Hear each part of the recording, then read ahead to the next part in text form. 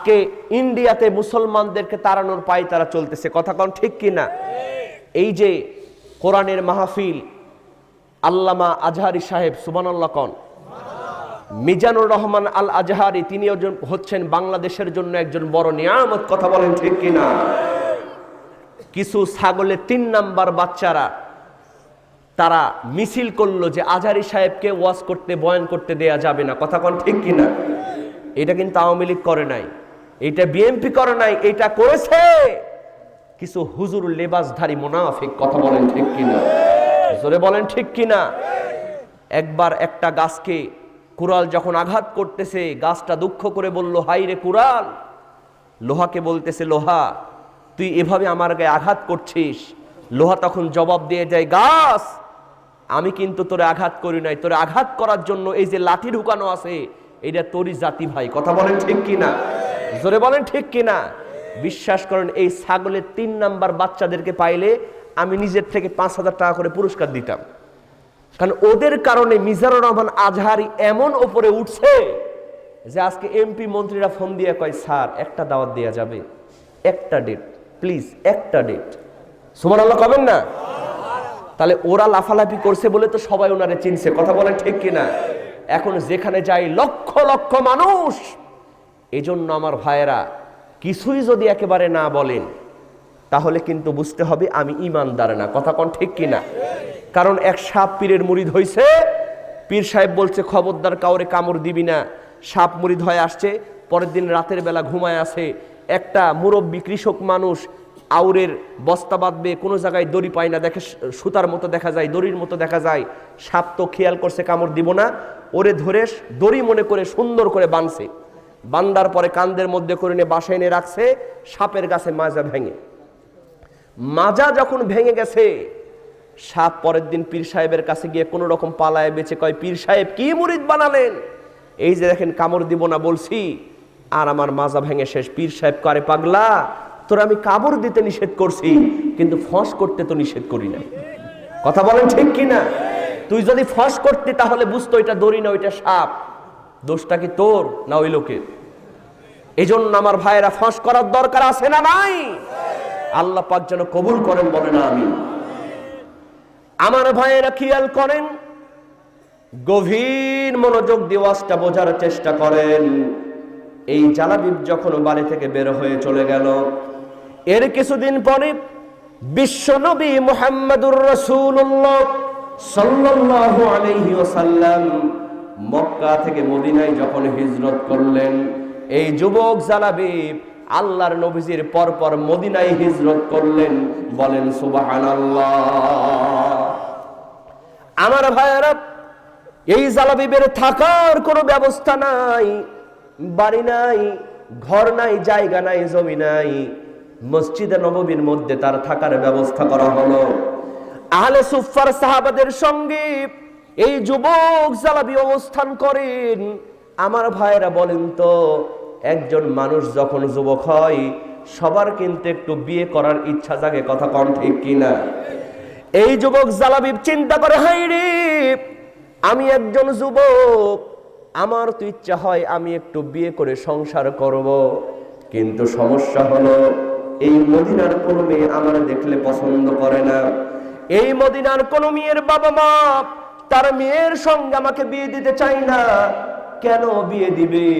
যার টাকাও নাই, চেহারাও নাই, এলাকার লোকজন তার সঙ্গে কি মেয়ে বিয়ে দিতে চায়? কি বলেন চাই? এই যুবক জালাবিব দুঃখ করে বলতেছেন, আল্লাহ এই মদিনায় যদি আমার মা থাকতো, আজকে আমার মা আমার জন্য বিয়ের ব্যবস্থা করত। এই মদিনায় যদি আমার বাবা থাকতো, আমার বাবা আমার জন্য বিয়ের ব্যবস্থা করত। এই মদিনা আমার কেউ নাই, কেউ নাই, একজন আছেন, তিনি হলেন বিশ্বনবী মুহাম্মদুর রাসূলুল্লাহ সাল্লাল্লাহু আলাইহি ওয়াসাল্লাম। বন্ধুরা আমার, এই যুবক জালাবিব সিদ্ধান্ত নিয়ে নিলেন। তার মধ্যে একটা বিশ্বাস তৈরি হয়ে গেল, আমি যদি বিশ্ব নবীজির কাছে গিয়া আমার জন্য একটা মেয়ে খুঁজতে বলি, আমার বিয়ের ব্যবস্থা করতে বলি, আল্লাহর নবী হয়তো আমার জন্য একটা বিয়ের ব্যবস্থা করে দিবে। এই বিশ্বাস নিয়ে ওই যুবক জালাবি আল্লাহর নবীর সামনে হাজির। আল্লাহর নবীকে বলতেছেন, ইয়া রাসূলুল্লাহ, ইয়া হাবিবাল্লাহ, আপনি জানেন আমি যখন মক্কা নগরীতে ছিলাম, যদিও চাচার বাড়ি, তারপরও আমার একটা ঠিকানা ছিল। হুজুর গো, আমি যখন ঘরের মধ্যে ছিলাম, আমার চাচা আমাকে নির্যাতন করত, নিপীড়ন করত। কথা বলেন ঠিক কিনা? এবার ঈমান আনার কারণে ঘর ছাড়লাম। হুজুর, আমি একজন যুবক, আমার তো ইচ্ছা হয় আমি একটু বিয়ে করে সংসার করব, কিন্তু সমস্যা হলো মদিনার কোন মেয়ে আমার দেখলে পছন্দ করে না, কারণ আমার চেহারাটা ভালো না, টাকা নাই, পয়সা নাই। হুজুর গো, আগে আমার ঘরের মধ্যে ছিল একরকম জ্বালা, এখন বাইরে এসে হইছে আর এক রকম জ্বালা। কথা বলেন ঠিক কিনা? আমার ঘরেও জ্বালা, বাইরেও জ্বালা রে, ঘরেও জ্বালা, বাইরেও জ্বালা, জ্বালা রাইতে দিনে, একমাত্র দয়ালের কারণে। চিৎকার দিয়ে বলেন মারহাবা। কারণ আল্লাহর জন্য যদি কারো জ্বালা হয়, সেই জ্বালা হলে লস হয় না লাভ হয়? ও মুসলমান, গভীর মনোযোগ দিয়ে দেন। এই যুবক বলতেছেন, ইয়া রাসূলুল্লাহ, ইয়া হাবিবাল্লাহ, এই মদিনায় এখন আপনি হলেন আমার মা, আপনি হলেন আমার বাবা, আপনি মেহেরবানি করে আমার জন্য একটা বিয়ের ব্যবস্থা করে দেন। আল্লাহর নবী সঙ্গে সঙ্গে বললেন, জালাবি, তুমি কোনো চিন্তা করো না, কোনো টেনশন করো না, আমি নবী তোমার জন্য বিয়ের ব্যবস্থা করে দেব। আমার ভাইয়েরা, এর কয়েকদিন পরে ওই মদিনার আনসারী একজন সাহাবী, কি সাহাবী বলেন? আনসারী সাহাবী, তার টাকার অভাব নাই, পয়সার অভাব নাই, জায়গার অভাব নাই, জমির অভাব নাই। তার একমাত্র কন্যা, যেমন রূপবতী তেমন গুণবতী। আমার ভাইয়েরা বলেন তো, এইরকম মেয়ে যদি কারো বাড়িতে থাকে, ওই বাড়িতে বিয়ের প্রস্তাব কম আসে না বেশি আসে? ডাক্তার, ইঞ্জিনিয়ার, বিসিএস ক্যাডার, কিন্তু মেয়ের বাবা মা চিন্তা করে এর চাইতেও যদি ভালো একটা জামাই পাওয়া যায়। এজন্য সমাজের এরকম গণ্যমান্য লোকদেরকে ডেকে বলে, ভাইজান দেখেন আমার মেয়ের জন্য একটা উপযুক্ত জামাই পাওয়া যায় কিনা। কথা বলেন ঠিক কিনা? মুসলমান, এই আনসারী সাহাবী তিনি চিন্তা করলেন, হায়রে, এই মদিনার অনেক ধনাঢ্য যুবক আমার মেয়েকে বিয়ের প্রস্তাব দিয়েছে, কিন্তু এই মদিনার নেতা হলেন বিশ্ব নবী মুহাম্মদুর রাসূলুল্লাহ সাল্লাল্লাহু আলাইহি ওয়াসাল্লাম।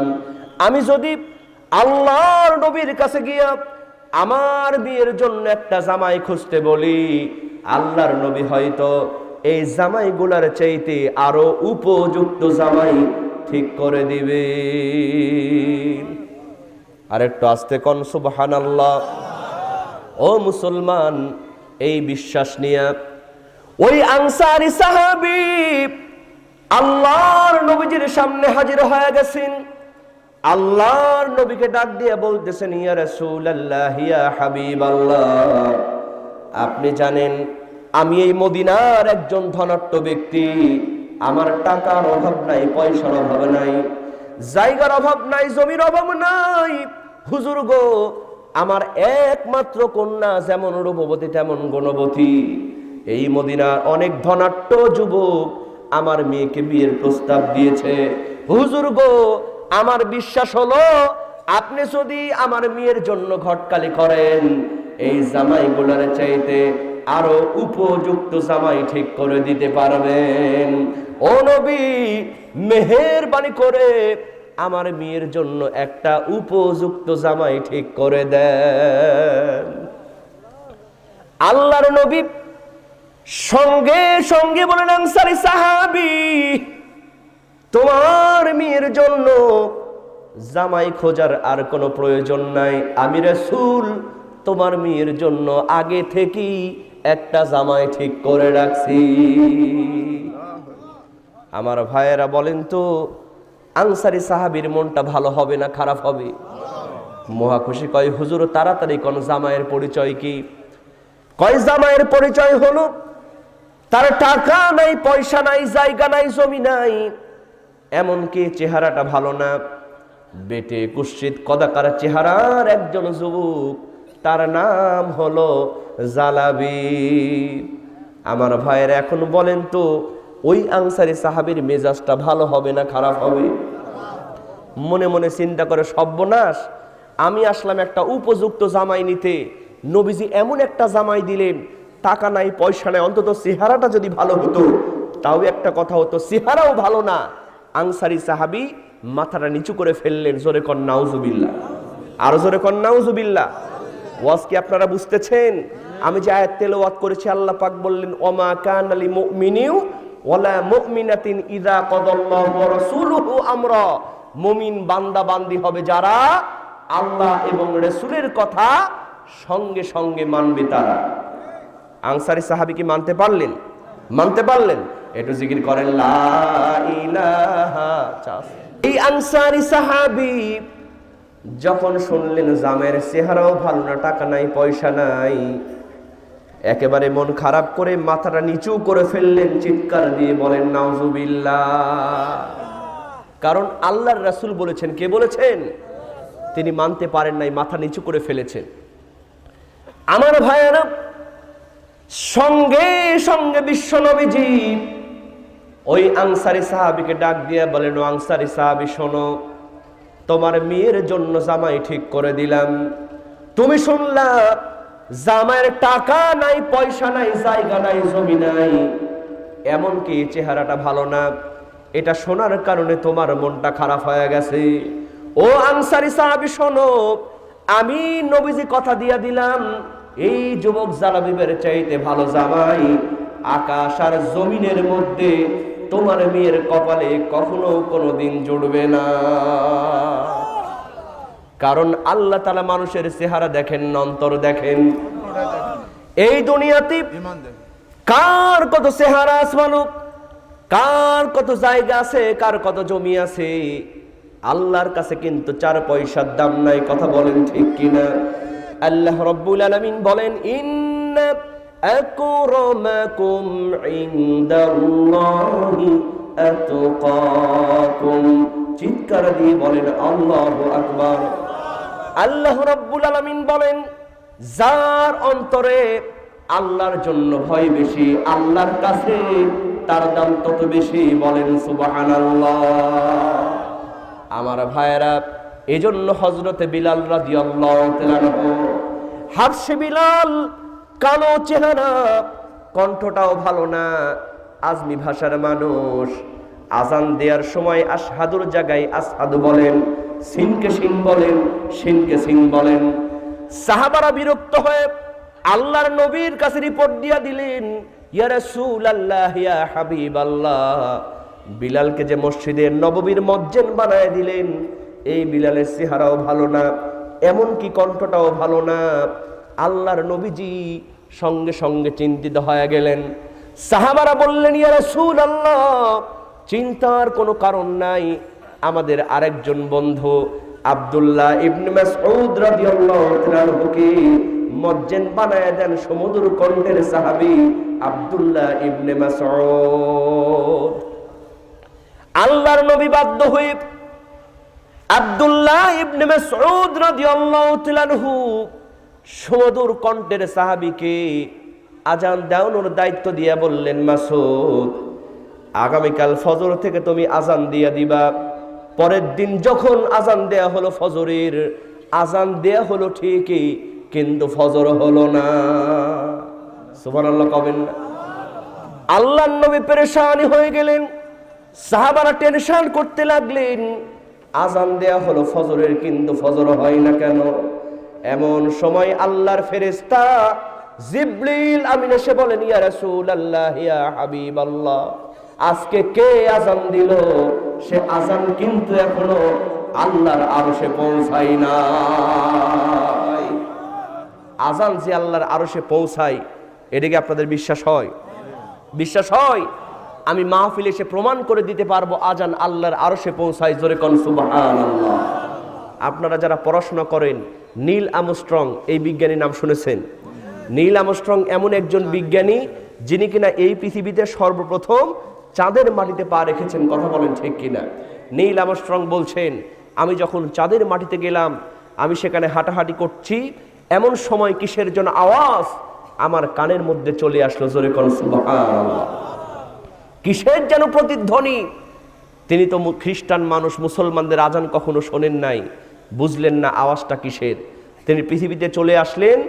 এর কয়েক বছর পরে মিশর আল আজহার বিশ্ববিদ্যালয়, সেখানে তার একটা প্রোগ্রাম হয়ে গেল। সেই প্রোগ্রামে তিনি গেলেন, সেমিনারে গেলেন। সেমিনারে বসে আছেন, এমন সময় জোহরের আজান ভেসে আসলো। জোরে কোন সুবহানাল্লাহ। আশহাদু আন্না মুহাম্মাদার রাসূলুল্লাহ।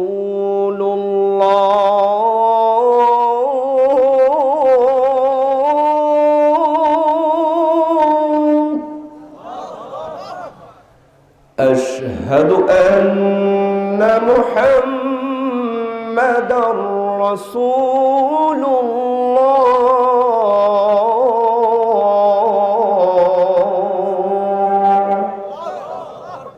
আজান যখন শুনেছেন, নীল আর্মস্ট্রং লাফ দিয়ে দাঁড়ায় গিয়ে বলতেছেন, হোয়াট সাউন্ড ইজ ইট? এটা কিসের সাউন্ড? তাকে বলা হলো দিস কল্ড আজান। এটাকে মুসলমানদের আজান বলা হয়। জোরে কোন সুবহানাল্লাহ। বন্ধুরা আমার, নীল আর্মস্ট্রং সঙ্গে সঙ্গে সাংবাদিকদের ডাক দিয়ে বলছেন, ও সাংবাদিক ভাইয়েরা শোনো, আমি যখন চাঁদের মাটিতে গিয়েছিলাম, এরকম অসংখ্য আজানের ধ্বনি আমার কানে এসেছিল। আমি তখনও বুঝতে পারি নাই, কিন্তু আজকে যখন মুসলমানদের নামাজের আজান শুনলাম, কসম করে বলতেছি, ওই দিন চাঁদের মাটিতে এরকম অসংখ্য আজানের ধ্বনি আমি শুনেছিলাম। আমার ভাইয়েরা, হযরতে বিলাল রাদিয়াল্লাহু তাআলা আনহু আজান দেন নাই, ফজর হয় নাই। আল্লাহর নবী সঙ্গে সঙ্গে ডাক দিয়ে বললেন, বিলাল জলদি করে আজান দিয়া দাও। হযরতে বিলাল রাদিয়াল্লাহু তাআলা আনহু তার কালো চেহারা নিয়ে ভাঙা কণ্ঠ নিয়ে আজান দিতে শুরু করলেন। আজান দিতে দেরি হলো ফজরের, কিন্তু ফজর হতে দেরি হলো না। আমার ভাইয়েরা, এজন্য বিশ্ব নবীজি বলতেছেন, আনসারী সাহাবী, তোমার মেয়ের জন্য জামাই ঠিক করলাম। জামাইয়ের চেহারা ভালো না, টাকা নাই, পয়সা নাই, কিন্তু এই যুবক জালাবিবের চাইতে ভালো জামাই আকাশ আর জমিনের মধ্যে তোমার মেয়ের কপালে কখনো কোনোদিন জুটবে না। কারণ এদের চেহারা কালো, কিন্তু অন্তরটা একেবারে সাদা। কথা বলেন ঠিক কিনা? আনসারী সাহাবীকে যতই বলুক, সহজে কি মানতে পারে? নিজের মেয়ে বলে কথা, একমাত্র কন্যা। কই হুজুর, আমি বাড়িতে গিয়ে আমার বিবির সাথে আলোচনা করে আপনাকে ফাইনাল সিদ্ধান্ত জানাবো। জোরে কর নাউজুবিল্লাহ। আমার ভাইয়েরা খেয়াল করেন, কারণ আল্লাহ পাক বলছেন, মুমিন বান্দা বান্দি হবে যারা আল্লাহ এবং রাসূলের কথা সঙ্গে সঙ্গে মানবে তারা।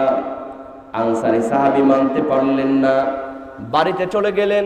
বিবিরে ডাক দিয়ে বললেন, বিবি, তোমার মেয়ের জন্য বিশ্ব নবীজি একটা জামাই ঠিক করেছেন। কয় তাড়াতাড়ি বলো জামাইয়ের পরিচয় কি? কয় জামাইয়ের পরিচয় হলো, তার টাকা নাই, পয়সা নাই, জায়গা নাই, জমি নাই, এমনকি চেহারাটা ভালো না, বেটে কুৎসিত কদাকার চেহারার একজন যুবক, নাম তার জালাবি। আমার ভাইয়েরা বলেন তো, মেয়ে মানুষের রাগ কম হয় না বেশি হয়? ওরা কিন্তু ভালোর ভালো, কালোর কালো। কথা বল ঠিক কিনা? আনসারী সাহাবী যেমন এই কথা বলেছেন, সঙ্গে সঙ্গে আনসারী সাহাবীর বিবি চিৎকার দিয়ে বলে, প্রাণের স্বামী, খবরদার খবরদার, আমি মরে যাব, তাও ওই রকম ছেলের সঙ্গে আমার মেয়েকে বিয়ে দিব না। আর একটু আস্তে কর নাউজুবিল্লাহ। যা ছিল আরো সর্বনাশ হয়েছে। শেষ পর্যন্ত স্বামী স্ত্রীর মধ্যে একরকম গন্ডগোল শুরু হয়েছে। এই রকম মুহূর্তে ওই যুবক জালাবি আল্লাহ নবীজির সামনে হাজির হয়ে গেছে। আল্লাহর নবী বললেন, জালাবিব তুমি আমার অমুক আনসারী সাহাবীর বাড়িতে চলে যাও, গিয়ে বলো আমি রাসূল তোমাকে হবু জামাই করে তার বাড়িতে পাঠাইছি। জালাবিব তো মহা খুশি, এক দৌড় মেরে আনসারী সাহাবীর বাড়িতে হাজির। এদিকে স্বামী স্ত্রীর মধ্যে গন্ডগোল। ওই রকম মুহূর্তে আনসারী সাহাবীর বাড়িতে গিয়ে জালাবিব দরজায় নক করে, ঠক ঠক। আমার ভাইয়েরা বলেন তো, স্বামী স্ত্রীর মধ্যে যখন গন্ডগোল হয় ওই সময় বাড়িতে কেউ আসলে মেজাজ ভালো হয় না খারাপ হয়? আনসারী সাহাবী চিন্তা করলেন এই সময় কে আবার আসলো। আস্তে করে দরজা খুলে দিয়ে দেখে একজন যুবক, বেটে কুৎসিত কদাকার চেহারা, গায়ে একটা ছেঁড়া জামা। আনসারী সাহাবী মনে করছে ফকির। কি মনে করছে? ফকির মনে করে বলতেছে, এ ফকির, এ সাইল, এতদিন পর্যন্ত আমার বাড়িতে কত ফকির আসলো, কোনদিন তো আমি কাউরে তাড়ায় দিই নাই, কোনদিন আমি কাউরে ভিক্ষা না দেওয়া করি নাই। এ ফকির, আজকে আমার বাড়িতে একটু সমস্যা তৈরি হয়েছে, আজকের মতো মাফ করো, তোমারে ভিক্ষা দিতে পারবো না, আগামীকাল তুমি চলে আসো, একবারে তোমাকে 2 দিনের ভিক্ষা আমি দিয়ে দেব। আমার ভাইয়েরা বলেন তো, ওইটা ফকির না হবু জামাই? সঙ্গে সঙ্গে ওই জালাবিব চোখের পানি ছেড়ে দিয়ে বলে, আনসারী সাহাবী, হে আল্লাহর নবীর সাহাবী, আমার চেহারার দিকে তাকায়া আমার পোশাক দেখে আপনি মনে করছেন আমি ফকির। আসলে কিন্তু আমি ফকির নয়, আমি হলাম আল্লাহ নবীজির একজন সাহাবী। বিশ্ব নবীজি আমাকে হবু জামাই করে আপনার বাড়িতে আমারে পাঠাইছে, আমার নাম হলো জালাবি। মিজাজ ভালো হবে না খারাপ হবে? আনসারী সাহাবী কয়, সর্বনাশ, তোমারে নিয়ে অলরেডি আমাদের বাড়িতে গন্ডগোল শুরু হয়ে গেছে, আর তুমি নিয়ে আসছো বিয়ে করতে, যাও। এই কথা বলে আনসারী সাহাবী দরজাটা লাগায় দিয়েছে। জোরে কর নাউজুবিল্লাহ, আরো জোরে কর নাউজুবিল্লাহ।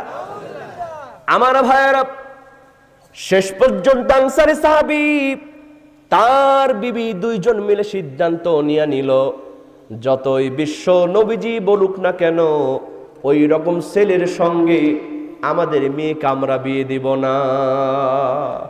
নাউজুবিল্লাহ কবেন না? আনসারী সাহাবী বললেন, বিবি, এই সিদ্ধান্তের কথা বিশ্ব নবীজিকে তাড়াতাড়ি বলা লাগবে।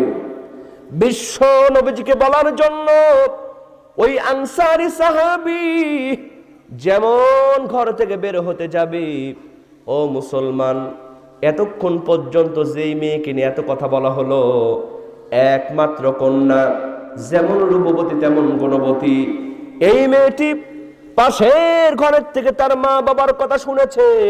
কারণ মেয়েদের যখন বিয়ের আলোচনা করা হয়, ওরা কিন্তু পাশের ঘরের থেকে সব কথা শোনে। কথা কোন ঠিক কিনা? আর জোরে বলেন কথা ঠিক কিনা? এই মেয়েটি সব কথা শোনার পরে আনসারী সাহাবীকে ডাক দিয়ে বলে, আব্বা জান, ও আমার আম্মা জান, বিশ্ব নবীজির কাছে যাওয়ার আগে আমার একটু কথা আছে, শুনে তারপরে যান। মেয়েটির মা বলতেছে, মেয়ে, তুমি কোনো চিন্তা করো না, তুমি কোনো ভয় পেও না, ওই রকম ছেলের সঙ্গে আমরা তোমাকে বিয়ে দিব না। মেয়েটি বলতেছে, মা গো, আমার কথা শোনো, তারপরে কথা বলো। আনসারী সাহাবী বলে, মা তুমি নির্ভয়ে বলো। এবার মেয়েটি বলতেছে, আব্বা জান, তোমরা কি কোরআনুল কারীম পড়ো নাই? সুবহানাল্লাহ কোন? তোমরা কি পবিত্র আল কোরআনুল কারীমের সূরাতুল আহজাবের 36 নম্বর আয়াতখানা পড়ো নাই? ওয়ামা কানা লিমুমিনিন ওয়ালা মুমিনাতিন ইযা কাদাল্লাহু ওয়া রাসূলুহু আমরা, মুমিন বান্দা বান্দি হবে যারা আল্লাহ এবং রাসূলের কথা সঙ্গে সঙ্গে মানবে তারা। ও বাবা, তোমরা কি কোরআন পড়ো নাই? কই মা, আমি তো কোরআন পড়েছি। কই বাবা, আমার বিয়ে ঠিক করেছেন দুনিয়ার কোনো সাধারণ মানুষ নয়, সুবহানাল্লাহ কোন। আমার বিয়ের ঘটকালি করেছেন আখির জামানার পয়গম্বর বিশ্বনবী মুহাম্মাদুর রাসূলুল্লাহ সাল্লাল্লাহু আলাইহি ওয়াসাল্লাম। আমার মতো ভাগ্যবতী মেয়ে আকাশ আর জমিনের মধ্যে কেউ আছে নাকি?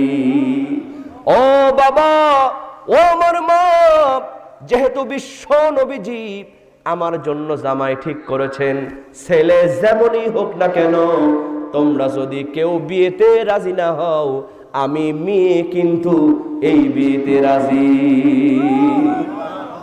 আমার ভাইয়েরা, এই রকম মেয়ে কি আজকে আমাদের সমাজে পাওয়া যাবে? কি বলেন, যাবে? আজকালকার মেয়েরা তো বিয়ের সময় হলেই কয় আব্বা ক্লিন শেপ লাগবে, ক্লিন শেপ, দাড়ি টুপি চলবে না। এজন্য বাংলাদেশের অধিকাংশ যুবক কিন্তু দাড়ি রাখতে চায় না। কথা কোন ঠিক কিনা? কারণ সে যুগের মেয়েদের মধ্যে ছিল কোরআন, আর আজকালকার মা বোনদের মধ্যে আছে স্টার জলসা আর জি বাংলা। এই স্টার জলসা জি বাংলা দেখে হাই রে হাই, মেয়েরা ছেলেরা এমন ভাবে রাস্তা দিয়ে হাঁটে, পেছন দিক দিয়ে তাকালে বোঝা যায় না ওইটা লেডিস না খাঁটি জন্ডিস। বিশ্বাস হয় আপনাদের? আল্লাহ বলছেন মেয়েরা তোমরা টাকনুর নিচে কাপড় পরো, আর মেয়ের আজকে টাকনু থেকে এক বিদ্যা উপরে পায়জামা পরতেছে, ওই পায়জামার নাম আবার দিয়েছে প্লাজু। জোরে বলেন কি জু? ওখানে আবার কেসি দিয়ে কাটা সিসিম ফাঁক। আর ছেলেদেরকে বললো তোমরা টাকনুর উপরে কাপড় পরো, ছেলেরা বাহুবালি টু প্যান্ট পরতেছে, এমন সব ডিজাইনের প্যান্ট জাইঙ্গা বের হয়ে পাশা বের হয়ে যায়, আর মাটির নিচে ঝাড় দিতে দিতে মাটি ক্ষয় হয়ে যায়, তবু বুঝতে পারে না। আমি জিজ্ঞেস করলাম এক যুবককে, তোমার প্যান্ট বের হয়ে যায়, জাইঙ্গা বের হয়ে যায় কেন, তুমি কি মা? আমার ভাইয়েরা, ওই মেয়েটার মধ্যে ছিল কোরআন, এজন্য মেয়েটি বলতেছে মা তোমরা যদি কেউ রাজি না হও, আমি মেয়ে কিন্তু এই বিয়েতে রাজি। চিৎকার দিয়ে বলেন সুবহানাল্লাহ, আর জোরে বলেন সুবহানাল্লাহ। আমার ভাইয়েরা, এরপরে মেয়েটার বিয়ে হলো কি হলো না? কি হলো ইনশাল্লাহ আমরা যদি কখনো সুযোগ হয়। আমার শরীরটা আসলে ভালো না, মাসুদ আল আজমি জানে। আমি অনেক রিকোয়েস্ট করছিলাম যে আমি আসবো না, মাফ চাই, কিন্তু বললো যে ভাই দেখেন আমার এটা গ্রামের মাহফিল, আমার কিন্তু জ্বর ঠান্ডা লাগছে, আপনারা হয়তো বুঝতে পারছেন, তো অনেক কষ্ট করে যে ভাই আপনাকে আসতেই হবে। البدر علينا من ثاني